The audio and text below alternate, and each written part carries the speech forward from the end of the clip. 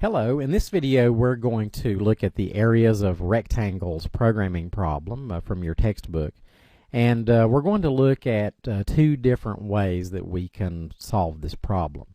The programming problem tells us that the area of a rectangle is the rectangle's length times its width. Write a program that asks for the length and the width of two rectangles. The program should tell the user which rectangle has the greater area or if the areas are the same. So let's just start by writing in pseudocode. Let's just write out the steps that the program is going to have to perform. So first, we're going to ask the user to input the length and width of, let's just call it rectangle 1. We're going to ask the user to input the length and width of, call it rectangle 2. So that's the extent of the input part of the program. So the processing will start by calculating the area of rectangle 1, and then we will calculate the area of rectangle 2. And at that point in the program we'll have the areas of both rectangles, and we can then compare them to see which is greater. Now when we compare the areas of these two rectangles to see which is greater, we can be sure that there will be one of three possible outcomes. Either rectangle 1 will have the greatest area, or rectangle 2 will have the greatest area, or they will both have the same area. So it's going to be one of those three possible outcomes. Now to determine which of these is true, one approach will be to use an if-elif statement in our Python code. And that's the first approach that we're going to look at, and that's, in my opinion, that is the simplest approach. So what we want to do at this point in the program is determine whether,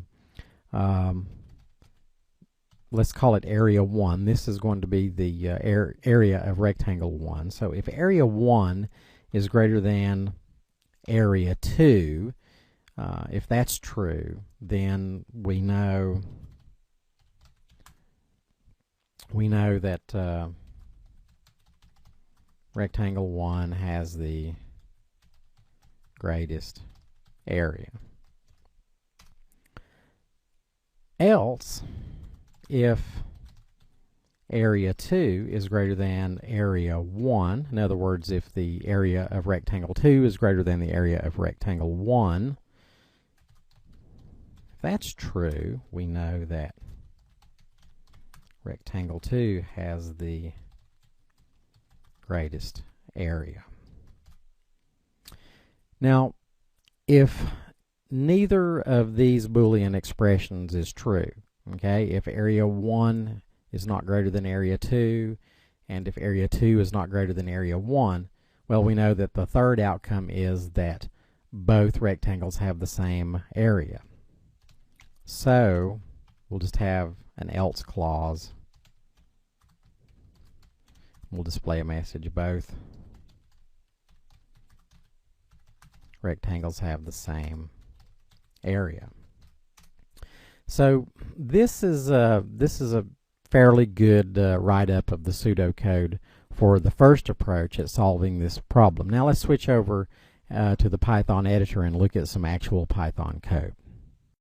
So here we have a program, and the first thing that we do is get the dimensions of rectangle 1. We prompt the user to enter the length of rectangle 1, and that is assigned to the length 1 variable. Next, we prompt the user for the width of rectangle 1, and that gets assigned to the width 1 variable. Next, we're going to do the same thing for rectangle 2. We prompt the user to enter the length of rectangle 2, and that gets assigned to length 2. Then we prompt the user for the width of rectangle 2, and that gets assigned to width 2. So at this point, we've got all of the dimensions of the two rectangles. Now we're ready to calculate the areas of the rectangles. So here in this statement, we say area 1 equal length 1 times width 1. And then we say area 2 equal length 2 times width 2. So after these statements have executed, area 1 will contain the area of rectangle 1. Area 2 will contain the area of rectangle 2.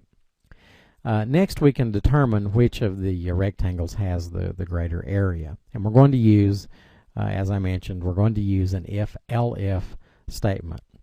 Now, you can refer to your textbook for the exact syntax of this statement, but basically the way that it works is we say if this expression is true, perform this block of code, else if this expression is true, perform this block of code, and so forth. And then we have a final else clause that executes if none of the Boolean expressions are true. And I should note that the syntax in Python, in my pseudocode, and when I'm describing this, I say if, and then I say else if, but it's in Python it's not actually written as else if, it's written as elif, one word. But you can think of that as meaning else if, but the correct word in Python syntax is elif. Just keep that in mind. So the way that this particular statement is constructed, we test to see if area 1 is greater than area 2. And if that is the case, we print a message indicating that rectangle 1 has the greater area. If area 2 is greater than area 1, we print a message indicating that rectangle 2 has the greater area. If neither of those expressions are true, then we know that both rectangles have the same area, so the else clause takes over and we print this message, both have the same area. Okay, so that's pretty much the program using the if-elif approach. So let's run this and try it out with some values.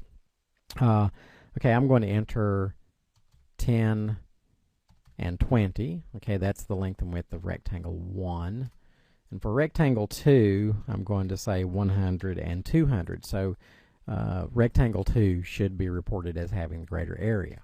And that's exactly what happens. So let's try it again with some different data. This time it's going to be 100 and 200 for rectangle 1, 10 and 20 for rectangle 2. And this time it should tell us that rectangle 1 has the greater area.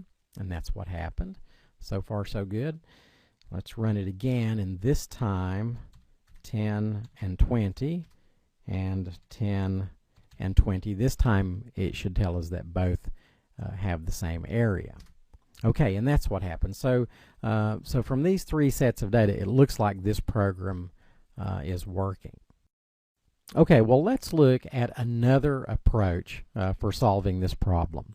Okay, so this program uses a different type of a decision structure instead of an if-elif statement.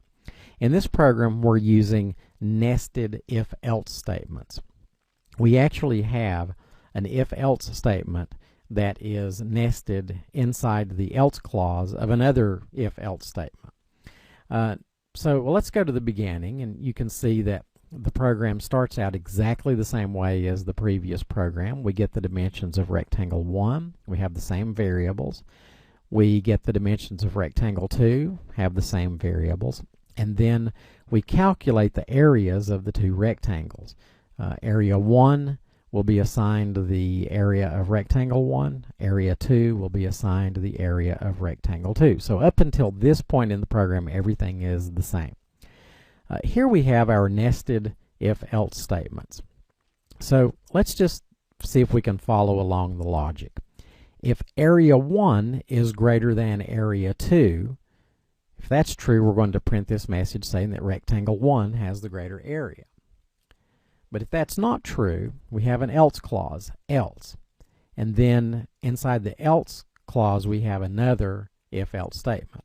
If area 2 is greater than area 1, Well, if that's true, then we know that rectangle 2 has the greater area, so we print this message. But if that's false, we let the else clause take over, and we know that both rectangles have the same area, so we print this message saying both have the same area. So a different approach, but really pretty much the same logic. Well, let's run this program with some test data. Okay, I'm going to enter 10 and 20 for rectangle 1, 100 and 200 for rectangle 2. We should see that rectangle 2 has the greater area, and it does. Okay, well, let's run the program again with the reverse numbers, 100 and 200 for rectangle 1, 10 and 20 for rectangle 2. Now we should see that rectangle 1 has the greater area, and that's what we get. Okay, let's run the program again. 10 and 20, 10 and 20. This time we should see that both rectangles have the same area. And that's what we get. So two different approaches, but really the same logic in both programs.